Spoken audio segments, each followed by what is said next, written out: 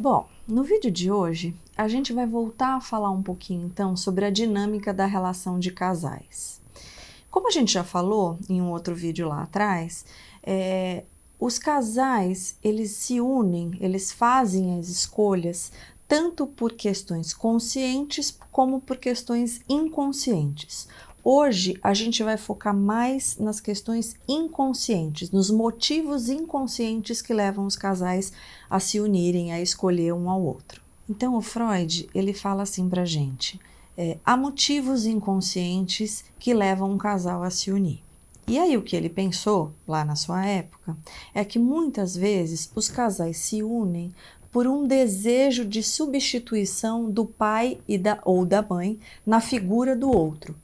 Então, porque o pai ou a mãe são idealizados, admirados, muito amados, há um desejo de que o outro, né, o parceiro ou a parceira, ocupem esse lugar.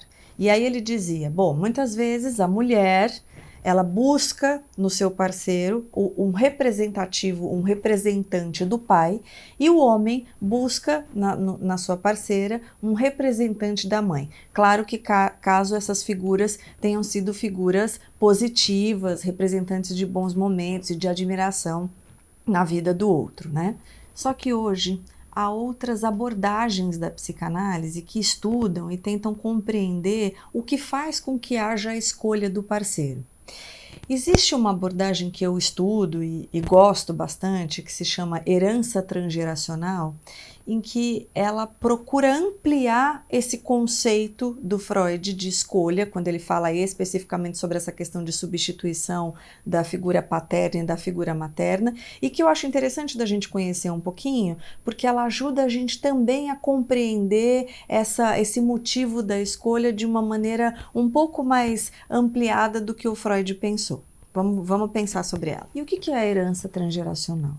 A herança transgeracional significa um conjunto de crenças, de valores, de pensamentos, de mitos, muitas vezes, de sentimentos que são transmitidos de geração para geração sem que a gente se dê conta. Eles são transmitidos inconscientemente. Alguns deles, na verdade, são conscientes. Alguns mitos, ideias, valores, eles podem ser conscientes. Mas, muitas vezes, esse conjunto de sentimentos e de mensagens, eles têm conteúdos inconscientes. Vamos dar uns exemplos aqui, vamos pensar. Por exemplo, uma família que fala que ela é composta por mulheres fortes. Tem um mito aí de que todas as mulheres da família são fortes e precisam ser fortes. Elas não podem fraquejar, não podem ser mulheres frágeis. Isso vai sendo transmitido, essa mensagem vai sendo transmitida de geração para geração. E isso é algo que a mulher, é um papel que a mulher precisa cumprir sem se dar conta disso, né? De que é transmitido transgeracionalmente. Outro exemplo. Acontece alguma coisa em gerações passadas, por exemplo, nas gerações dos bisavós ou dos avós, que é um motivo de vergonha. Esse fato não é veiculado, é escondido, ele se transforma num segredo. Só que, de alguma forma, o medo que isso se repita é transmitido transgeracionalmente. Sem se falar sobre o fato, há um medo de que isso se repita. Um outro exemplo, essa é uma família de homens que precisam ter sucessos. Os homens são poderosos e precisam ter sucessos. Então, os membros das famílias masculinos, os homens, eles precisam dar conta dessa mensagem. Então, é disso que a gente está falando quando a gente pensa em herança transgeracional. E o casal, ou cada um dos membros que compõe aí um casal, eles são afetados por essa herança transgeracional. Então, a gente tem que pensar que temos aqui duas pessoas, cada um afetado tanto pelas referências que teve nas suas famílias, como pelas heranças, por esses mitos, por essas ideias, por essas mensagens, né, que foram sendo transmitidas de geração por geração. E muitas vezes essas mensagens inconscientes, né, geralmente, compõem aí um motivo de escolha do outro. Então, por exemplo, a gente falou aqui de uma família em que é dito que as mulheres são fortes e que precisam ser mulheres fortes. Muitas vezes os homens dessa família buscam se casar com mulheres fortes. Pensamos também na família em que houve ali um fator de vergonha e que foi sendo não dito explicitamente, mas que foi sendo essa vergonha, esse sentimento de vergonha foi sendo transmitido aí transgeracionalmente. Os membros dessa família tendem a reagir, a fazer escolhas que busquem de alguma forma negar, evitar que aquela situação aconteça. Então, buscam, por exemplo, alguém que dê muita segurança, caso o que tenha acontecido tenha relação, por exemplo, com uma falência, vamos pensar assim. Então, a gente vai reagindo a essa herança que nos é dada, e isso também afeta a escolha do outro sem que a gente saiba, sem que a gente se dê conta. Então aqui a gente não está mais falando só do que o Freud diz, que pode haver um desejo de substituição aí da figura materna ou da figura paterna, caso esses tenham sido uma boa referência. A gente está falando que há algo a mais, que há uma herança muito maior que a gente herda, né, e que compõe também o nosso desejo de escolha pelo outro. Muitas vezes o parceiro também escolhe alguém para ser companheiro que represente uma negação do que ele viveu ou do que ele recebeu de herança.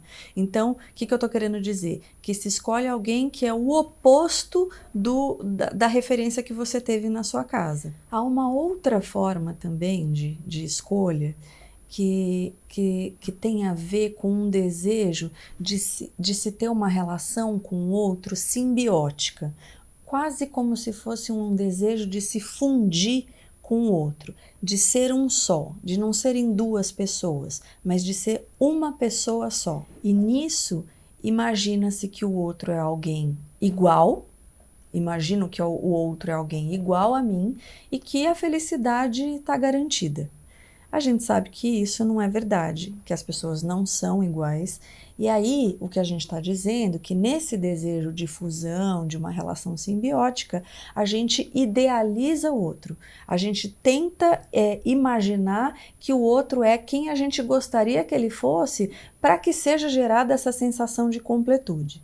Essa é uma relação perigosa no sentido de que é grande a possibilidade de uma frustração, dado que a gente não encontra alguém exatamente igual a gente, embora a gente desejasse muito isso, né? E o desejo de ser igual tem a ver não só com uma sensação de completude, como um desejo de que não haja conflitos, que não haja diferenças, que a relação seja um uníssono. E é alta a possibilidade de frustração, porque o tempo inteiro você vai se deparar com o diferente, com alguém que não te completa e que é diferente de você. O início dos relacionamentos muitas vezes traz essa sensação de que a gente é completo através do outro, de que não há faltas, de que a gente gosta das mesmas coisas. Nossa, é impressionante, achei alguém que gosta das mesmas coisas que eu, a gente tem os mesmos interesses, pensamos de um jeito muito parecido.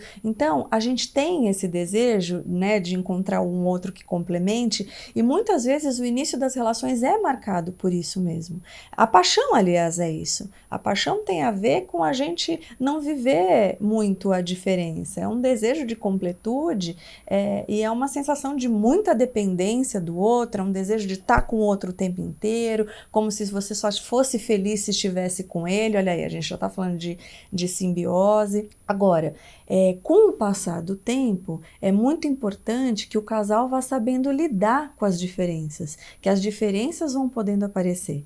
Aliás, um relacionamento maduro tem a ver com isso, com as individualidades caberem, as diferenças caberem e elas poderem ser aceitas um pelo outro.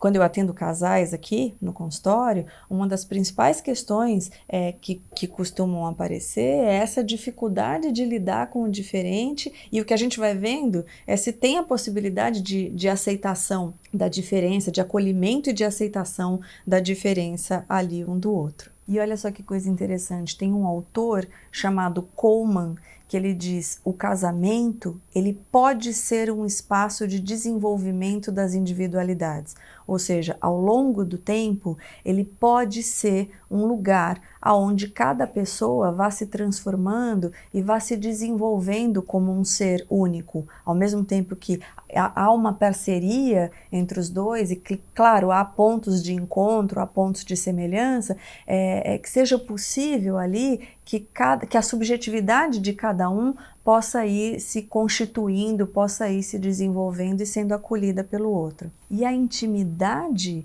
tem a ver com a gente poder compartilhar o nosso profundo ser com o outro, resguardando o lugar da individualidade, do diferente. Só que para a gente conseguir se mostrar assim para o outro, no que a gente é, nas nossas qualidades e nos nossos defeitos, é preciso haver uma confiança, né? Uma confiança de que o outro vai acolher, de que ele vai conseguir aceitar isso e acolher isso, e ao mesmo tempo uma confiança na relação, uma confiança de que a relação ela vai sobreviver às diferenças, de que não precisa se ser igual para que a relação exista e para que ela sobreviva. Então hoje a gente falou sobre a dinâmica das relações, então a gente falou sobre motivos inconscientes que levam a gente a escolher os nossos parceiros, e eu pensei para no próximo vídeo a gente falar especificamente sobre as relações fusionais, sobre essas relações aí em que a gente tem um desejo de que o outro seja igual a gente. Até o próximo vídeo.